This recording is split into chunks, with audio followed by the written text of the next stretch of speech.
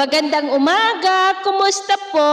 Narito po ulit ang update natin para sa lagay ng ating panahon ngayong umaga po ng February 23, 2025. Sa ngayon po ay wala tayong binabantayan na anumang banta ng sama ng panahon sa loob at labas ng ating area of responsibility. Hanging amihan ang nakakaapekto ngayon dito sa Northern Luzon, pero bahagya po na humina ang lamig nito at ang shear line ay nakakaapekto sa may Bicol region at Eastern Visayas, habang easterlies ang nakakaapekto dyan sa may Mindanao. At sa ating long range forecast, nananatili pa rin na walang bagyo po na namamataan na tatawid sa ating kalupaan hanggang sa matapos ang buwan na ito, pero hindi pa rin inaalis ang posibilidad na may sama ng panahon na mabubuo, lalo na po sa mga unang araw ng susunod na buwan. At sa lagay po ng ating panahon, ngayong madaling araw ay maayos ang panahon sa malaking bahagi ng bansa, pero may tsansa pa rin ng mga isolated rain sa may Infanta, Lobo, Calapan, Palawan, Camarines Sur,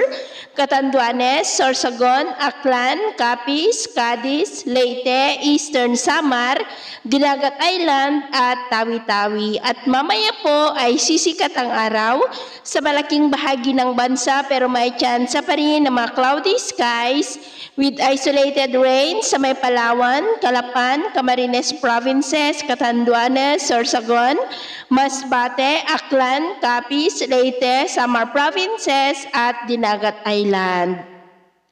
At mamayang hapon, mas maraming lugar ulit ang makakaranas ng cloudy skies with isolated rains sa may Southern Luzon, Visayas, Dinagat Island, Palawan at ilang bahagi ng Cagayan Valley at Cordillera, maging sa ilang bahagi ng Davao Oriental, kaya mag-ingat pa rin po tayo. Kung lalabas tayo sa ating mga tahanan, ugaliin po natin lagi ang magdala ng kahit anong panangga natin sa init ng araw at protection na rin po sa mga biglaang buhos ng ulan.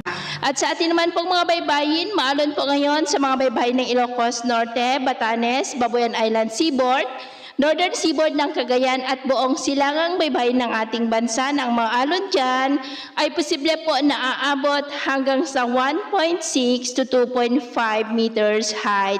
Kaya hanggat maari ay iwasan na muna natin ang papalaot dyan po sa mga may kulay pula para mas makaiwas sa mga sakunang pangkaragatan. So ito po ang latest update natin sa araw na ito. Ako po muli si James na nagsasabing sa kahit anong pagsubok po na darating sa ating buhay, huwag na huwag po tayong mawawalan ng pag-asa. Thank you and God bless.